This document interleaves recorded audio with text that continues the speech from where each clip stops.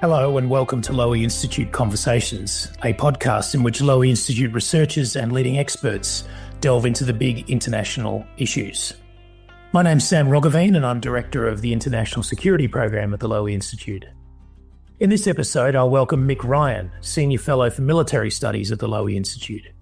Mick spent 35 years in the Australian Army and is now a prolific and influential writer on modern warfare, including a book published last year called The War for Ukraine, Strategy and Adaptation Under Fire. Mick and I recorded this conversation on 18 February, but I'd be remiss not to mention the events that have occurred since. The conversation you're about to hear covers most of the new diplomatic territory that's emerged over the last couple of weeks. US Defence Secretary Pete Hegseth announcing in Europe that Ukraine won't become a NATO member and won't get all its territory back. US Vice President Vance, in his speech at the Munich Security Conference, excoriating Europe and triggering talk of a transatlantic breach in values. UK Prime Minister Keir Starmer's floating of a UK troop presence in Ukraine after a peace settlement, and talks between US Secretary of State Marco Rubio and his Russian counterpart Sergei Lavrov in Riyadh. We cover all that territory in our discussion. But President Trump's latest extraordinary intervention, which happened after Mick and I recorded, deserves mention. Trump's short statement on his Truth social media account can be read in full. Think of it, a modestly successful comedian, Volodymyr Zelensky, talked the United States of America into spending $350 billion to go into a war that couldn't be won, that never had to start, but a war that he, without the US and Trump, will never be able to settle. The United States has spent $200 billion more than Europe, and Europe's money is guaranteed, while the United States will get nothing back. Why didn't sleepy Joe Biden demand equalisation?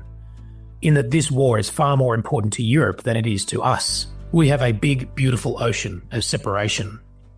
On top of this, Zelensky admits that half of the money we send him is missing. He refuses to have elections, is very low in Ukrainian polls, and the only thing he was good at was playing Biden like a fiddle. A dictator without elections, Zelensky better move fast or he's not going to have a country left. In the meantime, we are successfully negotiating an end to the war with Russia, something all admit only Trump and the Trump administration can do. Biden never tried, Europe has failed to bring peace, and Zelensky probably wants to keep the gravy train going. I love Ukraine, but Zelensky has done a terrible job, his country is shattered, and millions have unnecessarily died. And so it continues. End quote. It's almost redundant of me to say how extraordinary and unusual this statement is, coming from an American president. And you don't need me to fact check it. There are plenty of resources available online to do that for you. I would just emphasise one element of Trump's statement, which is his reference to a big, beautiful ocean as separation between the US and Europe. In the conversation you're about to hear, Mick Ryan will talk about why this presidency is so important, not just for Europe, but for America's Asian partners. And it all derives from Trump's deeply held belief that America's vital interests are not at stake in parts of the world that are separated from the United States by a big, beautiful ocean. That logic applies not just to Europe, but to Asia as well. Now, as dramatic as all these diplomatic movements have been, and promise to be in the coming months, we should never forget that war is about the use of organised violence to achieve political goals. As you'll hear, that's why I always start my conversations with Mick by asking him about the situation on the battlefield. Mick, we're recording just days before the third anniversary of Russia's full-scale invasion of Ukraine on 24 February 2022. There's been a lot of diplomatic movement of late at what we might call the grand strategic level, and I want to get to that very soon. But let's start on the battlefield. How would you describe the battlefield situation right now? Have there been any major changes in recent months, and are there any in prospect? Yeah, thanks, Sam. It's great to be back again. When it comes to the frontline operations in Ukraine, I think you can't characterise it as static, but you could characterise it as looking very much like a situation of stasis. There are small moves on the ground by both sides, minor advances. Even the Ukrainians have done some counterattacks. But largely this has been to the Russians' advantage over the last 12 months or so, where they've eked out small but meaningful territorial gains in the east, northeast and south of Ukraine, but really not a good investment for the 450,000 or so Russians they've had to suffer as casualties to do that. But the Russians do have an asymmetry on the ground in manpower. That's a really important asymmetry they have. The air war is a bit different. Even though the Russians are hurting the Ukrainians with glide bombs and stuff, the Ukrainians' strategic strike system, I think, now exists in parity with the Russian long-range conventional strategic strike capability. And I think it will generate an advantage over the Russians in that domain in the coming months. The Ukrainians have gone from nothing to having a very sophisticated mix of foreign and indigenously designed systems in the air and on the water. And I think they're developing an advantage over the Russians in this that is starting to hurt the Russians more and more. So I think they're two key elements. The third one is the home front. I mean, clearly the Ukrainians are probably hurting more than the Russians. You can't insulate anyone in Ukraine from the war. The Russians continue to target energy and civil infrastructure. So the home front and morale is certainly an issue in the war at the moment as well. And you refer there, that's very interesting, your comments about Ukraine's strategic strike system. Just explain a little bit what you actually mean by that. And then maybe go into a little bit what exactly the Ukrainians are targeting, because it's not just the Russians hitting economic targets, is it? No, it's there is economic warfare going in both directions. But the Ukrainian strategic strike system is the amalgam of intelligence, collection, analysis at the higher level, the pairing of targets with specific weapon systems, be they missiles, drones, maritime drones, or special forces conducting raids, and then conducting those and then learning from them and continuing that cycle and doing it on a wider array of targets and doing it more deeply inside Russia. Ukraine had no capacity for this 3 years ago. What they produced in 3 years is not just a stunning success for them, but a lesson for middle-sized countries such as Australia that you don't just have to rely on extraordinarily exquisite and expensive American systems to have some kind of conventional deterrent for long-range strike. The targets for the Ukrainians, there's a mix. Obviously, they're engaging in economic warfare against the Russians, hitting oil infrastructure in particular. They're also hitting defence industry that create critical components for aircraft or for munitions.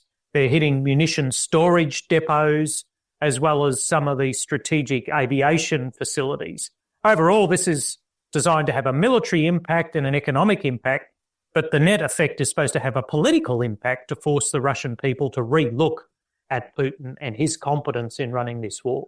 Right. So if I were to summarise that answer and also your first answer about the battlefield situation, it almost sounds like what you're saying is that the kind of war we're in now is one of inflicting and absorbing pain, whether economic, humanitarian, military, etc., rather than a contest over territory.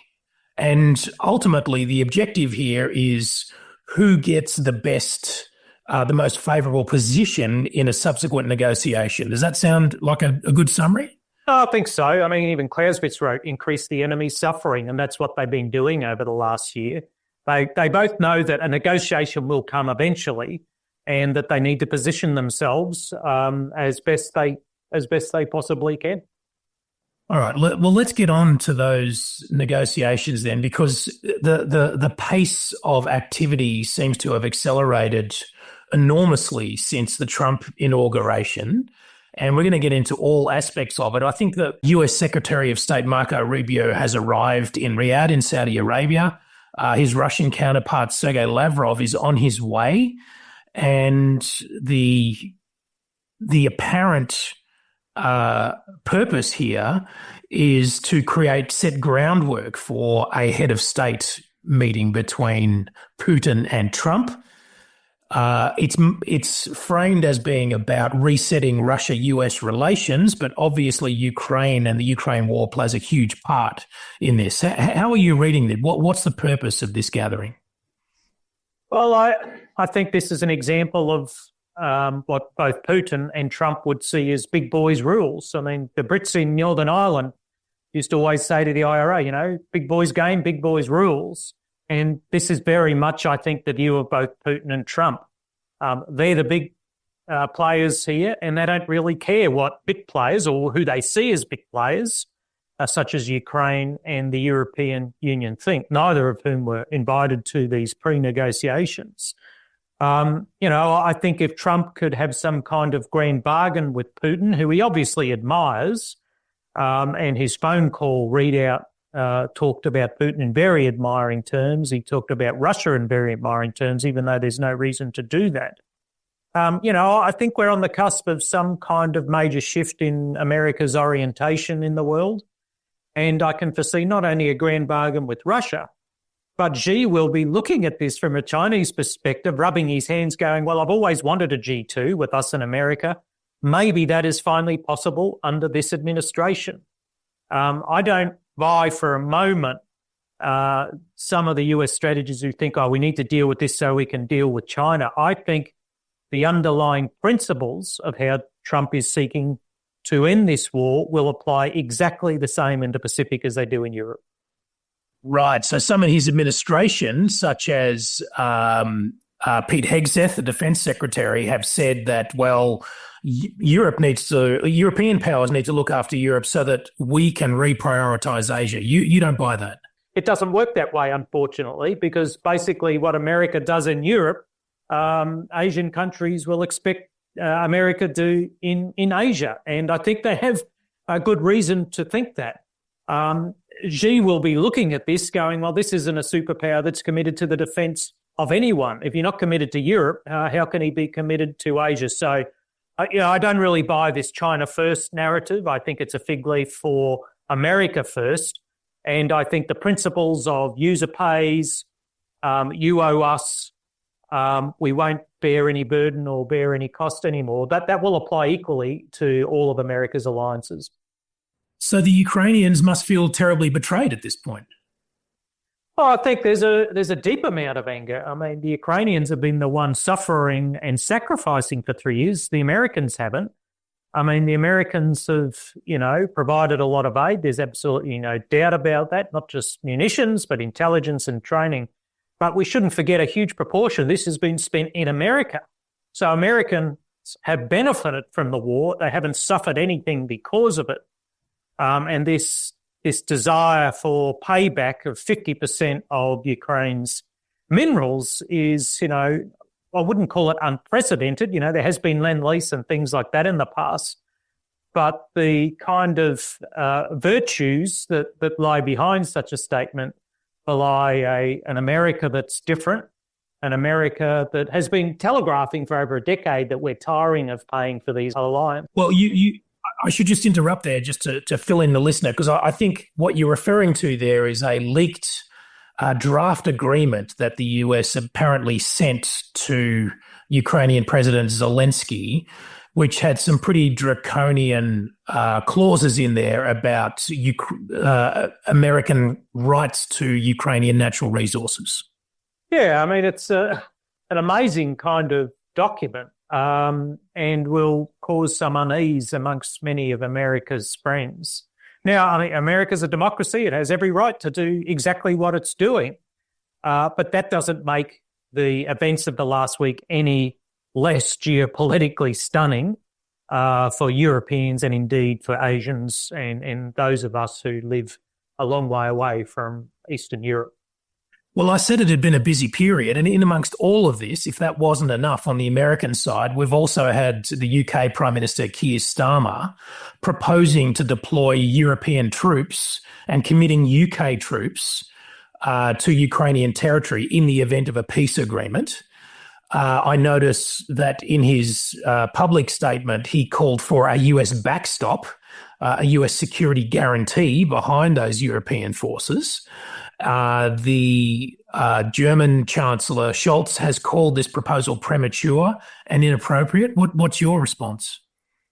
Oh, I thought that Starmer's statement, he had an op-ed in the Telegraph along these lines as well, was well-timed and exactly what's needed at the moment. I think there's a few different rationales behind what he has done, and I think all of them are the right ones. Firstly, some kind of immediate response was required to the Hegseth, Vance and Trump statements last week. So he needed to immediately respond, say, hey, don't give up on us yet.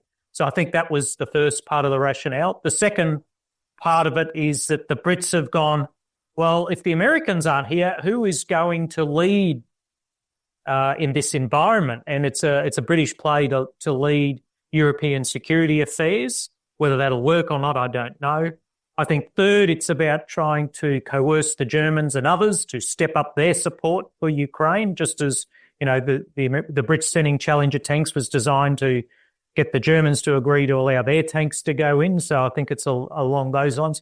But finally, it's also about saying to Ukraine, hey, I know last week was a really bad week for you and that many Ukrainians are feeling betrayed by Americans. Don't forget there are others here who are deeply committed to your defence and your sovereignty. We've signed a 100-year agreement and we are here for you. So I think it was an important statement for all those reasons. But Mick, whatever the merits of the idea on a purely political level, there's a question of capability, right? Does the UK and its allies have the forces available to commit anything but a kind of tripwire force to enforce a peace agreement or a ceasefire between Russia and Ukraine? Well, it remains to be seen whether it be a tripwire. We don't even know what the mission would be yet. I've seen some people already out there doing assessments of a European force, and I think it's pointless at the moment because we don't even know what the mission might be. But, we shouldn't forget the Ukrainians held off the Russians and beat them in the Battle of Kiev before any Western aid arrived in Ukraine. So the Ukrainians alone can still make the Russians suffer. If we imagine NATO boots on the ground, this is not something Putin wants. Remember, he went to war because he doesn't want NATO boots on the ground. And we shouldn't forget that the mass together of Europe's armies and air force is very significant, way larger than Russia's military forces, more capable, better trained and better equipped as well. So this is a bit of a nightmare for Putin. He wouldn't want to see this. No, which makes it all the less likely that he would agree to anything like this. I mean, you're right. This proposal is very immature, and we have no idea of the mission that such a force would be set. But what you're implying, at least, is effectively a European force designed to stop Russia from making another tilt at Ukrainian territory, which is, as you say, exactly what Putin from the beginning said he didn't want. So he's not likely to agree to it. Yeah, well, it will depend whether Europe cares whether he agrees to it. If Putin and Trump come up with some kind of deal where Putin gets to keep the territory he seized, where Ukraine is neutral and there's no NATO for Ukraine, Europe will have to make a very big decision. Will it agree to it, or will it decide, no, we're going to do something about this? So, the Europeans have some pretty big decisions coming, not just about their own security architecture without the Americans, but also do they decide to step into what is likely to be a terrible peace and not a durable or just peace for the Ukrainians. So let's dive into that European side of it a bit, because you've already mentioned in passing the events at the Munich Security Conference. So you had the Defense Secretary Pete Hegseth saying that Ukraine was not going to get all its territory back. And we also heard from Vice President J.D. Vance making some sharply critical comments about European democracy and that there was a divergence of values between Europe and the United States. That got some pretty severe pushback from European leaders. That indicates altogether a pretty sharp division between the US and Europe. What does that mean for Ukraine? Well, I think that's what Zelensky's trying to work out at the moment. What does it really mean? Hegseth's comments, which he gave at the start of the Ramstein meeting just before Munich, and Vance's speech he gave at Munich, which apparently went down like a lead balloon. Both of those gentlemen had to walk back some of their comments, which indicates to me that, one, they were freewheeling it a little bit, but there's a lack of consistency in thinking in the Trump administration about how to end the war.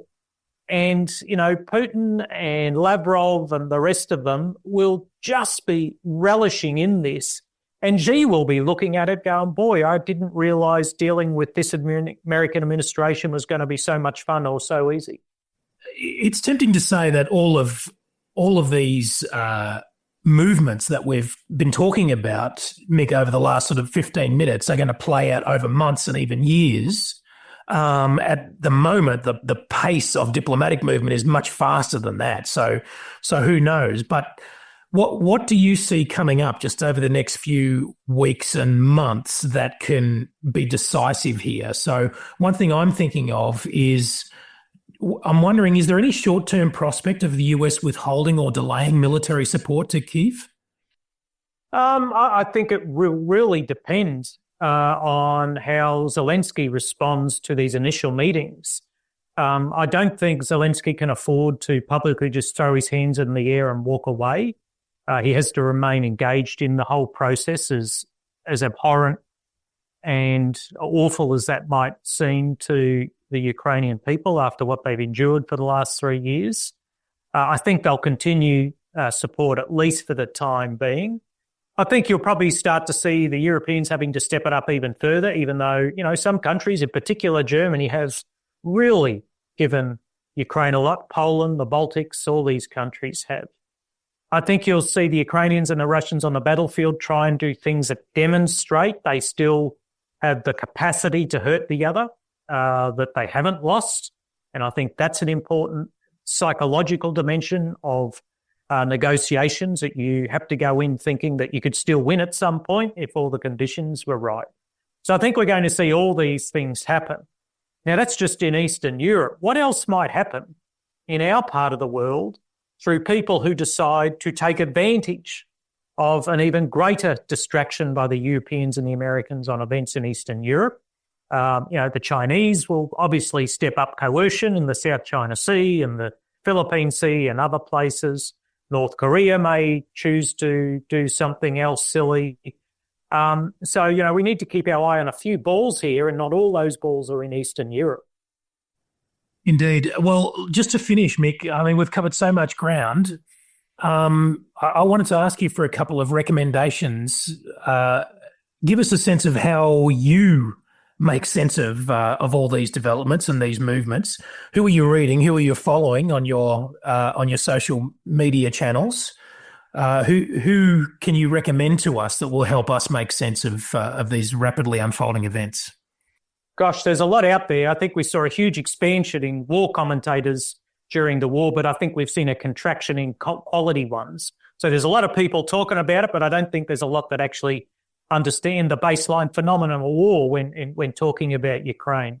I think people like Ollie North and Shashank Joshi from The Economist are, top tier analysts looking at this, both journalists, but both with the kind of background that can understand broader context of military activities. Chris Miller's also another one. I think there's a range of Ukrainians, whether it's the president of the Kyiv School of Economics or Mykola Birzlikov from Come Back Alive and the National Institute of Strategic Studies in Ukraine, well worth following. I think RUSI does some good work, as does RAND, as institutions that have been looking at the war. I mean, that's a start, but there's a bunch of online people like Tataragami and these kind of folks who offer quality insights into some elements of the war that are worth looking at and, kind of putting against other views as well. And of course, you can follow Mick on all the social media channels, X and Blue Sky, and I think LinkedIn as well. Is that right, Mick? Yep. But for now, Mick, just to say thank you for your time today and appreciate your insights. Thanks, Sam. It's a great pleasure to talk with you again. You've been listening to Lowy Institute Conversations, a podcast hosted by Institute experts and produced by Josh Gotting. Thanks for listening, and we look forward to joining you for the next episode. Bye for now.